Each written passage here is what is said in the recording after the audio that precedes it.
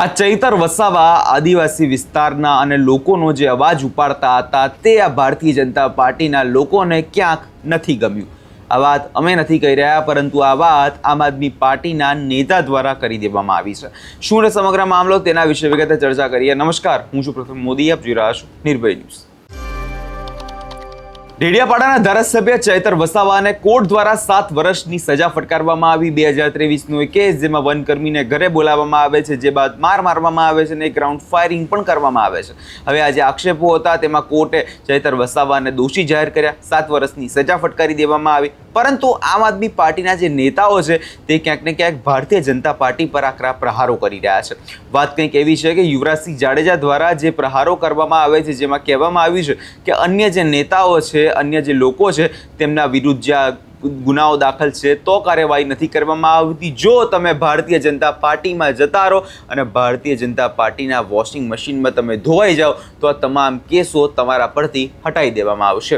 હવે જે આક્ષેપો કરવામાં આવે છે તે ઘણા ગંભીર છે. વધુમાં તેમના દ્વારા શું કહેવામાં આવ્યું છે એકવાર તે પણ સાંભળી લઈએ. નમસ્કાર, જય હિન્દ, જય ભારત, જય જોહર. દરેક આદિવાસી મિત્રોને મારા જય જોહાર. જોવા જઈએ તો છેલ્લા ઘણા સમયથી જે રાજનીતિ જે અત્યારે ચરમસીમાએ છે અને ખાસ કરીને જે રાગ દ્વેષ અને પૂર્વાગ્રહ રાખી અને ખાસ કરીને કિન્નાખોરી રાખી જે રીતે આદિવાસી સમાજનો અવાજ દબાવવાનો જે પ્રયત્ન થઈ રહ્યો છે, તેમાં આજે હું એક વિશેષ રિસર્ચ કરતો હતો કે ગુજરાતમાં અને ખાસ કરીને ભારતમાં એવા કેટલા ધારાસભ્યો છે જેની પર ગંભીર ગુનાઓ છે અને તેની ટ્રાયલ જે છે એ 1 કે 2 મહિનામાં કે 1 કે 2 વર્ષમાં ચાલી ગઈ હોય, એવા કેટલા વ્યક્તિઓ છે. તો ખરેખર તમને પણ જાણીને કદાચ અચંબો થશે, કારણ કે આજે હું જે રિપોર્ટની વાત કરું, એડીઆર બરાબર છે, જે સંસ્થા રિપોર્ટ બનાવ્યા છે, એ રિપોર્ટમાં મેં જે જોયું પ્રમાણે 1861 એવા ધારાસભ્યો છે જેની ઉપર ગુનાહિત ઇતિહાસો છે અને તેમાં પણ ખાસ કરીને 1205 તો એવા ધારાસભ્યો છે કે જેની પર ગંભીર ગુનાઓ છે. અને એ જે ગંભીર ગુનાઓ છે તેમાં પણ 54 જેટલા એમએલએ ઉપર તો હત્યાના ગુનાઓના કહી શકાય કે એફઆઈઆર દાખલ થયેલી છે. હત્યાની એફઆઈઆર દાખલ થયેલ છે. હત્યાના પ્રયાસ માટે 226 જે ધારાસભ્યો છે એની પર હત્યાના પ્રયાસની કલમો દાખલ થયેલી છે અને એની પર ગંભીર ગુના એ બને છે. તેના તમામ આધાર પુરાવા હોય, ઘણા બધી જગ્યાએ એટ્રોસિટી એક્ટના ગુનાઓ છે. લગભગ મેં જોયું એમાં 127 ધારાસભ્યો તો એવા છે કે જેને મહિલાઓ સાથે જે ઉત્પીડનના જે ગુનાઓ છે, ખાસ કરીને બળાત્કાર જેવા ગુનાઓ છે, એમાં ક્યાંક ને ક્યાંક એ ગુનાહિત ઇતિહાસ એવા ધરાવે છે. અને જોવા જઈએ તો ગુજરાત પણ આમાંથી બાકાત નથી. ગુજરાતમાં પણ 27 ધારાસભ્યો એવા છે કે જેનો ગંભીર ગુનાહિત ઇતિહાસ રહ્યો છે. અને ગંભીર ગુનાહિત ઇતિહાસ રહ્યો એટલું જ નહીં, જ્યારે તે વિપક્ષમાં હોય ત્યારે એને કોઈ ગુનો કર્યો હોય અને જે ભારતીય જનતા પાર્ટીમાં જતા રહે કે વર્તમાન સત્તાધારી પક્ષમાં જતા રહે તો એના બધા જ ગુના ક્યાંક માફ થઈ જતા હોય છે. અને ક્યાંક જે કહી શકાય ને ગંભીર ગુનાની જે વ્યાખ્યામાં આવે છે, જેને આપણે 302, 303, 307, 306 જે ગંભીર ગુનાની વ્યાખ્યામાં આવે છે, 376 એટલે કે બળાત્કારની વ્યાખ્યાઓ, હત્યાના પ્રયાસની વ્યાખ્યાઓ, હત્યાની વ્યાખ્યાઓમાં જે ગુનાઓ આવે છે, રાજદ્રોહ સુધીના જે ગુનાઓ આવે છે, જેને ગંભીર ગુનાઓ કે દેશની સંપત્તિને નુકસાન કરવાના જે ગુનાઓ છે, એ ગંભીર ગુનાઓ એ ગુજરાતના ધારાસભ્યો ઉપર પણ લાગેલા. અને એ ધારાસભ્યો જ્યારે ગુના લાગેલા ત્યારે એ ભાજપના જે વોશિંગ મશીનમાં જાય છે તો બધા જ ગુના જે છે એના ધોવાઈ જાય છે. અને આવું દરેક જગ્યાએ બને છે. કારણ કે મેં જે આ લિસ્ટ આજે હું જોઈ રહ્યો હતો ત્યારે મને ખરેખર અચંબો થયો કે ભાઈ આટલા બધા, અને ખાસ કરીને તો ઘણા બધા તો એવા ધારાસભ્યો અને એવા તો વર્તમાન મુખ્યમંત્રી બરાબર છે કે જેની ઉપર તો ખૂબ ગંભીર ગુનાઓ, ખૂબ એટલે ખૂબ ગંભીરતાની વ્યાખ્યાઓમાં આવે એવા ગુનાઓ. હેમંત બિસ્વા બરાબર મુખ્યમંત્રી બની ગયા, ગંભીર ગુનાઓમાં સંડોવાયેલા છે, સીબીઆઈની રેડ પડેલી હોય અને અલગ અલગ સ્કેમની કૌભાંડોમાં એનું મુખ્ય આરોપી તરીકે નામ હોય, છતાં પણ એની ટ્રાયલ નથી ચાલતી. શુભેન્દુ અધિકારી નોકરીની સામે પૈસા આપતા હતા તો એની સામે હજી ટ્રાયલ નથી ચાલતી. એ જ રીતે અશોક ચૌહાણ તો ટ્રાયલ નથી ચાલતી.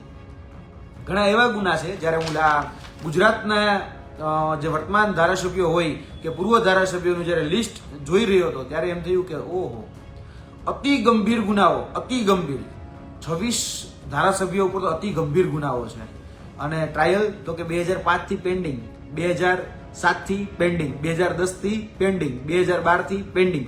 આવા તો અગણિત એવા ગુનાઓ છે કે જેમાં ખાસ કરીને આપણું જે મધ્ય ગુજરાત છે, મધ્ય ગુજરાતના જ એક ધારાસભ્ય છે જેની ઉપર FIR થયેલી છે 147, 148, 323, 427, 366, બીજા કેસોમાં 143, 147, 148, 149, 324, 325, 504, 506, રાયોટિંગ 147, 143 એટલે કે રાયોટિંગની કલમો દાખલ થયેલી છે. બરાબર, હજી સુધી આ કેસ એ પેન્ડિંગ છે, હજી સુધી ટ્રાયલ નથી ચાલી.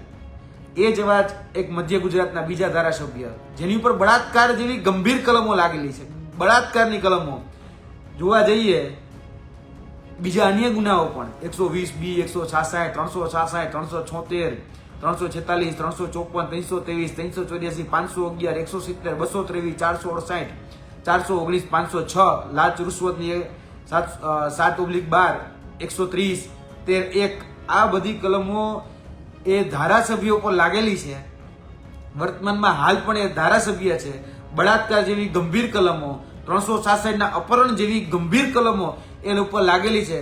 પણ ફાયદો એ નહીં છે કે ભારતીય જનતા પાર્ટીના ધારાસભ્ય છે એટલે એને કશું જ કાંઈ નથી થતું.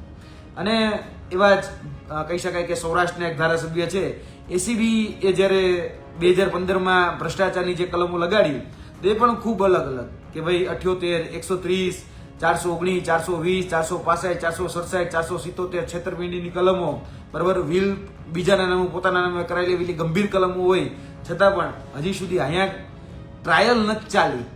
બરાબર, એવી તો અગણિત બે ધારાસભ્યોની ડિટેલ જ્યારે એના સોગંદનામામાંથી એટલે કે ACIની જે વેબસાઇટ છે, બરાબર છે, એમાંથી જ્યારે મેં લીધી, ઇલેક્શન કમિશન ઓફ ઇન્ડિયા, બરાબર છે, તો ઇલેક્શન કમિશન ઓફ ઇન્ડિયાની જે વેબસાઇટ ઉપર જ્યારે બધા પોતપોતાના એફિડેવિટ મૂક્યા હતા એ બધા જ એફિડેવિટનો અભ્યાસ કરતો હતો ત્યારે મને ખ્યાલ આવ્યું કે ભાઈ આટલા બધા એવા ધારાસભ્યો છે, એમાં પાછા આપણા કહી શકાય મધ્યના અમદાવાદના જ એક ધારાસભ્ય એની તો ગંભીર કલમો હતી કે મેટ્રોપોલિટન ઘીકાટાની કોર્ટમાં કેસ ચાલે 143, 147, 323, 341, 504, 506, તો કે 2000 સાલથી ચાલતો 2026 વર્ષ સુધી ટ્રાયલ ન ચાલે, કેસ પેન્ડિંગ બતાવ્યા કે ચાર્જ ફ્રેમ ન થાય.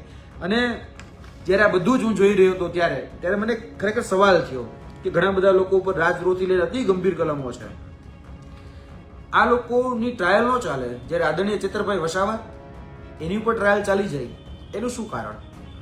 તો કે એનું એકમાત્ર કારણ કે વ્યક્તિ સામાન્ય લોકોનો અવાજ બન્યો છે, એ વ્યક્તિ આદિવાસી સમાજનો અવાજ બન્યો છે, એ વ્યક્તિએ જે ગુજરાતના પીડિત શોષિત યુવાનો હતા, જે શિક્ષિત હતા પરંતુ બેરોજગાર હતા, એના માટે બોલ્યો છું. એટલા માટે કદાચ આ ટ્રાયલ 1 વર્ષની અંદર ચલાવી અને કેસ રફે દફે કરી અને આજે સજા થઈ ગઈ. બધું જ સરકારી. તમે વિચારો, ફરિયાદ કરનાર તો કે સરકારી, સાક્ષી, ફરિયાદી, બધું જ જે છે એ બધા જ લોકો સરકારી છે. અને બધા જ લોકો જ્યારે સરકારી હોય ત્યારે થાય શું? એક બિચારો યુવાન કરે તો કરે શું? અને થયું છે આજે સાક્ષીઓ છે, પુરાવા છે, બધી જ જગ્યાથી જે તે એન કેન પ્રકારે ફસાવાનો પ્રયત્ન થયો હોય તે રીતે બધું જ સરકારના નેજા હેઠળ થતું હોય છે અને થયું છે, વર્તમાન વાસ્તવિકતા છે. અને મારા અંગત મિત્ર છે અને મને ખબર છે ક્યારે ક્યારે અવાજ ઉઠાવ્યો, પીડા, શોષણ, એ સામાન્યની મેટ્રોની અંદર એને અવાજ ઉઠાવ્યો. કેવી બાબતોની અંદર અવાજ ઉઠાવ્યો? તો કે ભાઈ આજે ગુજરાતના શાળાઓની અંદર શિક્ષકોની ઘટ છે, તો અમારી જોડે દાંડીથી લઈને સાબરમતી આશ્રમ સુધી આવે છે અને એ વિદ્યાર્થીઓનો વેદનાનો વાચક બને છે. ત્યારબાદ આજે આદિવાસી સમાજ ભણી ગણીને આગળ વધે એટલે પોસ્ટ મેટ્રિક શિષ્યવૃત્તિ યોજના બંધ કરી દેવામાં આવે છે. તો ત્યારે એ વ્યક્તિ પોસ્ટ મેટ્રિક શિષ્યવૃત્તિ યોજના માટે સતત બિરસા મુંડા કચેરીનો ઘેરાવ કરવો પડે કે પછી વિધાનસભાનો ઘેરાવ કરવો પડે. એને અમારી સાથે બધા જ ઘેરાવ કર્યા અને વિદ્યાર્થીઓને પોસ્ટ મેટ્રિક શિષ્યવૃત્તિ યોજના લગભગ 500 કરોડની યોજના હતી એ ફરી શરૂ કરાવી. જે વિધાનસભા ક્યારેય જીતી નથી શકાતી અને જે વિસ્તાર, એનો જે મત વિસ્તાર છે એની આજુબાજુમાં ખાલી પ્રધાનમંત્રી આવે અને કહી શકાય કે એના જે તાઇફાઓ કે એના જે ઇન્ડક છે એમાં હજારો કરોડ રૂપિયા એ વાપરી નાખવામાં આવે તો એની ઉપર સવાલ પૂછે કે ભાઈ તમે આવો છો અને 70-80 કરોડ રૂપિયા વાપરી કાઢો છો, જે આદિજાતિની ખરેખર ગ્રાન્ટ છે એ ગ્રાન્ટના પૈસા તમે વાપરી કાઢો છો, કેમ વાપરી કાઢો છો? આ પ્રકારના સવાલો પૂછે. જ્યારે એ વિસ્તારની નકલી કચેરીઓના કૌભાંડો ઉજાગર કરે અને હજારો કરોડનું કૌભાંડ એ નકલી કચેરીના માધ્યમથી થઈ જાય ત્યારે એ ચેતરભાઈ વસાવા, એ ચેતરભાઈ જ્યારે કદાચ સામાન્ય લોકોનો અવાજ બને છે તો ક્યારેક કેમ એને બિરદાવતા નથી? અને જોવા જઈએ તો ઘણા બધા બાબતોની અંદર જ્યારે નલ સે જલ કૌભાંડ હતું ત્યારે પણ અવાજ ઉઠાવ્યો. મનરેગા જેવું કૌભાંડ જેમાં વર્તમાન મંત્રીના 2 દીકરા સામેલ હતા અને દીકરા તો કે 2 દિવસમાં છૂટી જાય છે, એની ઉપર કોઈ ટ્રાયલ નથી થતી, એની ઉપર કોઈ સજા નથી થતી. વર્ષો સુધી હવે કદાચ આ ટ્રાયલ જે છે એ પેન્ડિંગ ને પેન્ડિંગ રહેશે. પણ જ્યારે ચેતરભાઈ વસાવા એક ઘટના અને એક ઘટનામાં બધું જ સરકારી સાક્ષીઓથી લઈને તમામ ફરિયાદીઓથી લઈને બધા જ લોકો સરકારી અને એન કેન પ્રકારે આજે આ પરિસ્થિતિ આવીને ઊભી છે કે જે વ્યક્તિ આદિવાસી સમાજનો અવાજ બનતો હતો એનો કદાચ દોષ એટલો જ મારા મિત્ર આદરણીય ચેતરભાઈ વસાવા જે છે કદાચ એનો એટલો જ વાંક હશે કે એ લોકોની પીડામાં બોલ્યા કે ભાઈ આજે જે વિસ્તારમાંથી આપણા શિક્ષણ મંત્રી આવતા હતા કુબેરભાઈ ડિંડોર, એના વિસ્તારની અંદર 106 શાળાઓ એવી હતી કે જે એક શિક્ષકથી ચાલતી હતી. એના શાળાઓની અંદર શિક્ષકોની ભરતી ન કરી શકાય, પણ આદરણીય ચેતરભાઈ વસાવાએ 24,700 શિક્ષકોની ભરતી કરાવી. 24,700 શિક્ષકોની ભરતી કરાવી. આજે જે આદિવાસી વિસ્તાર છે તમે જોયો હોય તો કે આજે પણ જે વિકાસ છે ને એ વિકાસ જોડીઓમાં ઝોલા ખાય છે. આજે પણ એની જે પાયાગત સુવિધાઓ જે કહેવાય કે આપણે જ્યારે બેનું દીકરીની પ્રસૂતિની પીડા ઉપડે ત્યારે એ પ્રસૂતિની પીડામાં એના સુધી આપણે 108 જેવી કે બીજી અન્ય કોઈ ગાડી આપણે નથી મોકલી શકતા. એ હકીકત છે. તમે પણ અવારનવાર દ્રશ્યો જોતા હશો ત્યારે એ અવાજ ઉઠાવે. આંગણવાડીઓના પ્રશ્નો, આંગણવાડીઓ ઝૂંપડીમાં ચાલે તો એના પ્રશ્નો ઉઠાવે. આજે એ વિસ્તારોની અંદર શાળાઓની હાલત જર્જરિત, અનેક એવી શાળાઓ કે જેમાં શાળાઓમાં શિક્ષક નહીં અને એ શાળાઓમાં હાલત ખૂબ જર્જરિત અને એના પ્રશ્નો ઉઠાવે તો આજે જેલના સળિયાના જોવાનો વારો આવ્યો છે. અને આ જેલના સળિયા જોવાનો વારો આવ્યો છે એ જેલના સળિયા એટલા માટે જ જોવાનો વારો આવ્યો કારણ કે એ સામાન્ય લોકોની વેદનાના વાચક બન્યા. આજે અગણિત આ લિસ્ટ જ્યારે હું જોતો હતો, આ જ્યારે આખું બધું જ એનાલિસિસ કરતો હતો, ગંભીર કલમો, રાજદ્રોહની કલમો, રાયોટિંગના ગુના, બળાત્કારના ગુના એ ગુજરાતના વર્તમાન ધારાસભ્યો ઉપર લાગેલા છે. એને આજ દિન સુધી સજા નથી થઈ. એનો કેસ 20 વર્ષથી 25 વર્ષથી પેન્ડિંગ છે. એની ઉપર કોઈ કાર્યવાહી નથી થતી. પણ ચેતરભાઈ વસાવા ઉપર તો કે 2 જ વર્ષની અંદર તમામ પ્રકારની ટ્રાયલો ચાલી જાય અને 7 વર્ષની સજા ફટકારી દેવામાં આવે. આ ગંભીર બાબતો છે. જ્યારે આ હું જોઈ રહ્યો છું દેશની અને ગુજરાતની પરિસ્થિતિ જે એડીઆર રિપોર્ટથી લઈ અને વર્તમાન જે સોગંદનામાઓ જે છે જે આપણી વેબસાઇટ ઉપર અવેલેબલ જ છે. મેં એ વેબસાઇટનું જ એનાલિસિસ કર્યું કે વેબસાઇટનું જ્યારે એનાલિસિસ કર્યું ત્યારે ગુજરાતમાં તો 26 એવા ધારાસભ્યો છે જેની પર અતિ ગંભીર ગુનાઓ દાખલ કરેલા છે અને છતાં પણ એની ટ્રાયલ નથી ચાલતી. કેમ? કારણ કે બધા મોટા ભાગના ભારતીય જનતા પાર્ટી સાથે સંકળાયેલા છે અથવા તો કોમ્પ્રોમાઇઝ થયેલા છે ભારતીય જનતા પાર્ટી સાથે. ભલે વિપક્ષમાં હોય પણ કોમ્પ્રોમાઇઝ થઈને ચાલે છે તો એને કદાચ કોઈ જાતની અસર નથી થતી. કેમ ભાઈ? આજે ભારતીય જનતા પાર્ટીમાં છે એટલે બધા જ ગુના માફ. કેમ? કાયદાનું દોગલાપણું છે, કાયદાની બેવડી નીતિ એ જોવા મળે છે. આજે એક વ્યક્તિ રાજદ્રોહના ગુનામાં હોય તો એના ગુના માફ કરી દેવામાં આવે છે. જેને સરકારી સંપત્તિઓનું નુકસાન કર્યું છે, જેને ટેલિફોનિક ચર્ચાઓમાં એવું સ્પષ્ટપણે કે ભાઈ એ કચેરી સળગાવી નાખો ત્યાં સુધીના કહી શકાય કે ના વર્ઝન મળેલા છે. અને છતાં ભાઈ ભારતીય જનતા પાર્ટીમાં આવે છે એટલે બધા જ ગુના માફ થઈ જાય છે. આવું કઈ રીતે? અને આ ગુજરાતની નરી અને કડવી વાસ્તવિકતા છે.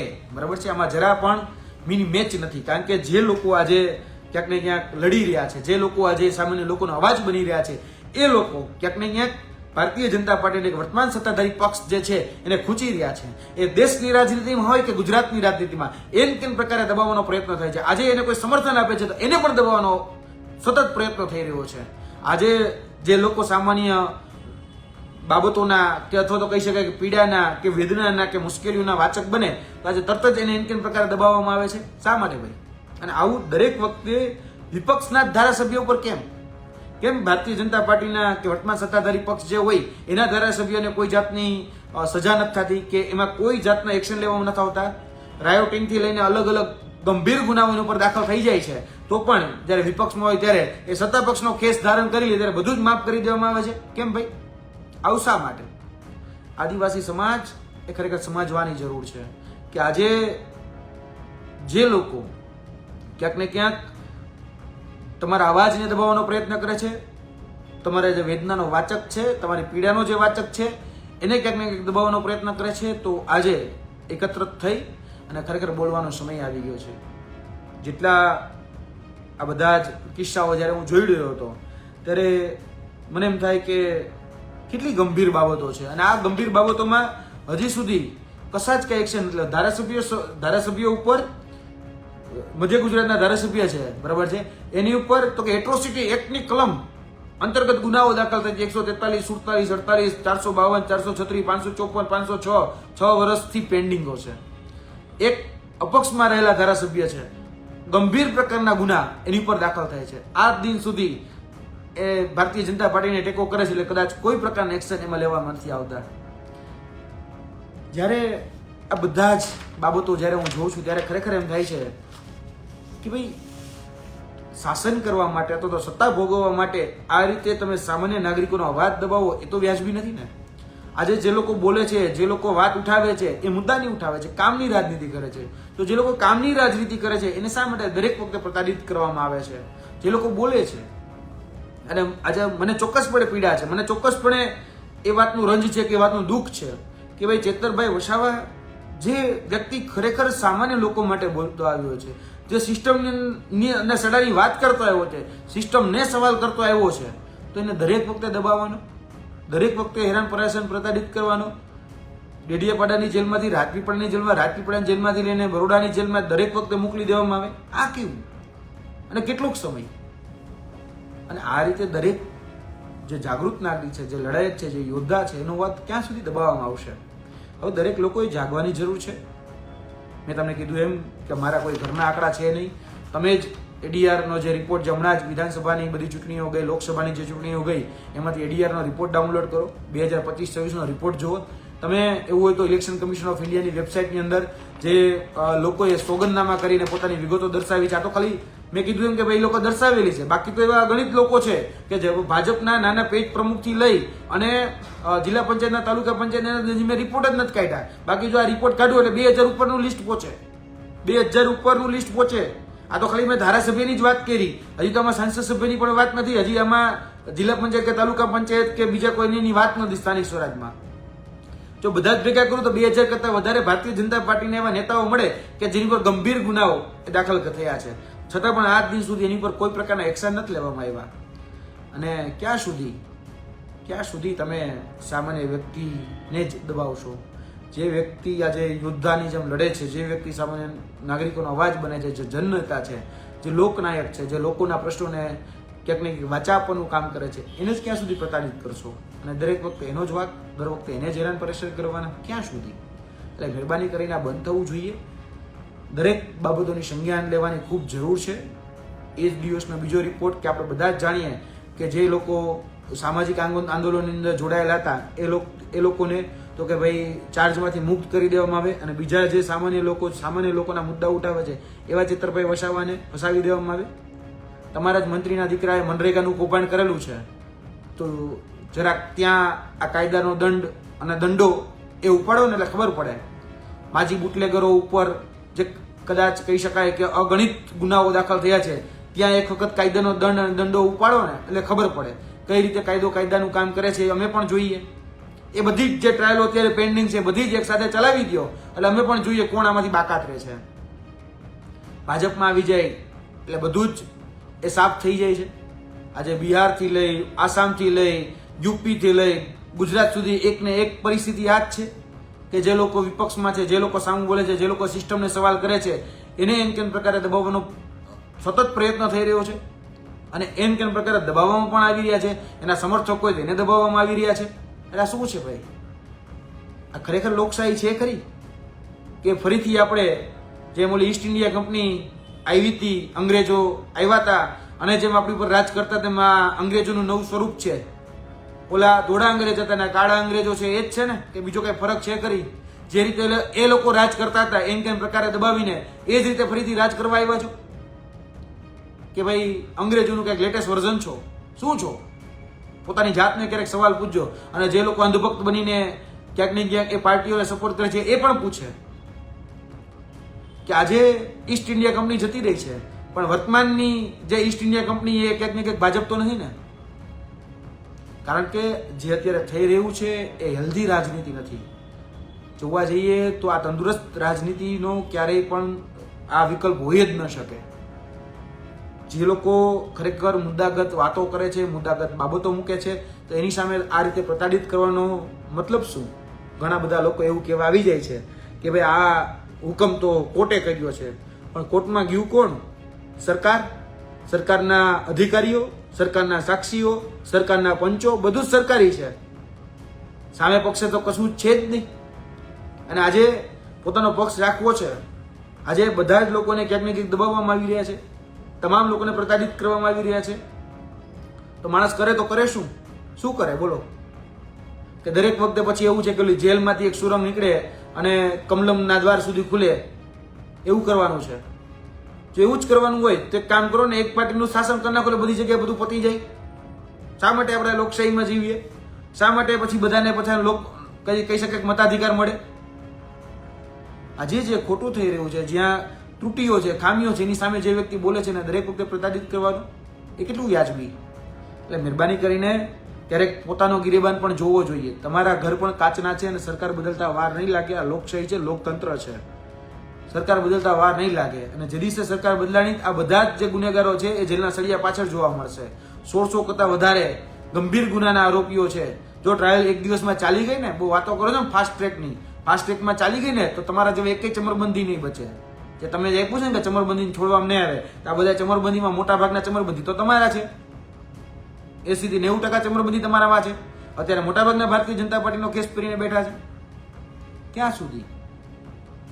એટલે મહેરબાની કરો. આ આદિવાસી સમાજ એ ભોળો સમાજ છે, લાગણીશીલ સમાજ છે, સંસ્કૃતિ સાથે, પરંપરાઓ સાથે સંકળાયેલો સમાજ છે. આજે ખૂબ પીડાથી, ખૂબ વેદનાથી ક્યાંક ને ક્યાંક એને પોતાના મસીહા શોધ્યા, અને એ મસીહા ખરેખર એના વેદનાના વાચક બન્યા છે. એ ચિત્રભાઈ વસાવા છે. અને એ ચિત્રભાઈ વસાવાએ અગણિત કાર્યો કર્યા છે. અમારી સાથે રિવર્સ દાંડી યાત્રા હોય, અમારી સાથે શિષ્યવૃત્તિનું આંદોલન કરવાનું હોય, અમારી સાથે એ સ્કૂલની જર્જરિત હાલતો વિશે બોલવાનું હોય. બધી જ જગ્યાએ એ વ્યક્તિ આંખમાં આંખ નાખીને બોલ્યો છે. અને આદિવાસી શેર જે વિધાનસભાની અંદર પણ ડણકે છે અને રણકે છે, એની ડણક, એની રણક, 182 ધારાસભ્યમાં એની ડણક અને રણક એ આમ ખોખારો ખાઈને બોલે છે ને, તો બધા લોકો સાંભળે છે અને સત્ય બોલે છે, સત્ય નિષ્ઠાથી બોલે છે, સિદ્ધાંતોથી બોલે છે. પણ આજે કાયદાની દોગલી નીતિ, કાયદાનું બેવડી નીતિ, અને એ કાયદાની બેવડી નીતિમાં તમારા જે નેતાઓ છે એને બધા જ ગુના માફ કરી દેવાના. મેં ગઈકાલે કીધું એમ કે ન્યાય નીતિ સૌ ગરીબને, મોટાને સૌ માફ, ભાગે માર્યો માનવી, એમાં શું ઇન્સાફ? એના જેવી વાત છે. દરેક વખતે જે લોકો બોલે છે એને જ ડરાવવામાં આવે છે, એને જ ધમકાવવામાં આવે છે. એટલે આ બંધ થવું જોઈએ. આ હેલ્ધી રાજનીતિ નથી. અને આદરણીય ચિત્રભાઈ વસાવા સાથે કોઈ પણ સંજોગોમાં, કોઈ પણ પરિસ્થિતિમાં અમે એની સાથે ખભોથી ખભો મિલાવીને ઊભા છીએ. એની આ દુઃખ અને આ દર્દ અને પીડાના સમયમાં પણ અમે એની સાથે છીએ. જે પણ જગ્યાએ જે પણ મોરચે લડવાનું થશે એ તમામ મોરચે અમે લડવાના જ છીએ. એ ગુજરાત હાઈકોર્ટ હોય, સુપ્રીમ કોર્ટ હોય, કે જ્યાં પણ જવું પડે, સડકથી લઈને સદન સુધી લડવાનું થાય એના માટેની પણ તૈયારી છે. કોર્ટમાં પણ જે ન્યાયિક રીતે લડવાનું થાય એ ન્યાયિક રીતે લડવાની પણ અમારી તૈયારી છે. માન છે તો દિલથી છે, અને દિલથી રહેવાનું જ છે. એમાં બે મત નથી. અમે હંમેશા ખભોથી ખભો મિલાવીને ચાલ્યા છીએ. સામાન્ય લોકોની દુઃખ, દર્દ અને પીડા જોઈ છે, એટલે એ બાબતે હંમેશા એમને સપોર્ટ કર્યો છે અને સપોર્ટ રહેવાનો છે. કોઈ પણ સંજોગો, કોઈ પણ પરિસ્થિતિ, કોઈ પણ સમય હોય, પહેલા પણ સાથે હતા, અત્યારે પણ સાથે છીએ અને ભવિષ્યમાં પણ સાથે રહીશું. એ વચન છે. કારણ કે જે વ્યક્તિએ લડ્યો છે, જે વ્યક્તિએ સંઘર્ષ કર્યો છે, જે યોદ્ધા છે, જે આંદોલનકારી છે, એ આંદોલનકારીને હંમેશા સો સલામ છે. અને આદરણીય ચિત્રભાઈ વસાવા જે આદિવાસી હાવજ છે અને હાવજની જેમ ડણકે છે. અને મને પૂરેપૂરો ભરોસો છે કે એ હાવજનો અવાજ એ ફરી એ વિસ્તારની અંદર ગુંજવાનો છે, એ સામાન્ય લોકોની પીડાઓમાં ગુંજવાનો છે. અને ફરીથી એ ડણક અને એ રણકાર સાથે પાછો પણ આવશે. બસ થોડીક પીડા છે, થોડુંક કદાચ જે પણ અત્યારે કહી શકાય કે દુઃખ દર છે, એ થોડો સમય છે, પરંતુ એ પાછો આવશે, આવશે ને આવશે જ, એ મને પૂરેપૂરો ભરોસો છે. જય હિન્દ, જય ભારત. હવે અહીંયા તમે જે રીતે યુવરાજસિંહ જાડેજાને સાંભળ્યા અને જે આક્ષેપો કર્યા એ જોવા જઈએ તો ઘણા ચોંકાવનારા છે, કેમ કે જે આંકડાઓ તેમના દ્વારા રજૂ કરવામાં આવે છે, જેની અંદર જે નેતાઓ છે તેમના વિરુદ્ધ કાર્યવાહી નથી કરવામાં આવતી અને ચૈતર વસાવાને ક્યાંક ને ક્યાંક ફસાવવા માટે અને વિપક્ષનો અવાજ દબાવવા માટે આખું ષડયંત્ર જે છે હવે રચવામાં આવ્યું હોય એવા આક્ષેપો લગાવવામાં આવ્યા છે. હવે જોવાનું એ રહેશે કે આગળ જ્યારે મામલો જ્યારે હાઈકોર્ટમાં પહોંચે તો હાઈકોર્ટ ચૈતર વસાવાને સ્ટે આપે છે કે નહીં એ જોવાનું રહ્યું. તમને શું લાગે છે કમેન્ટ કરી ચોક્કસથી જણાવજો અને અમારી ચેનલ નિર્ભય ન્યૂઝને લાઇક, શેર અને સબસ્ક્રાઇબ કરવાનું ભૂલશો નહીં.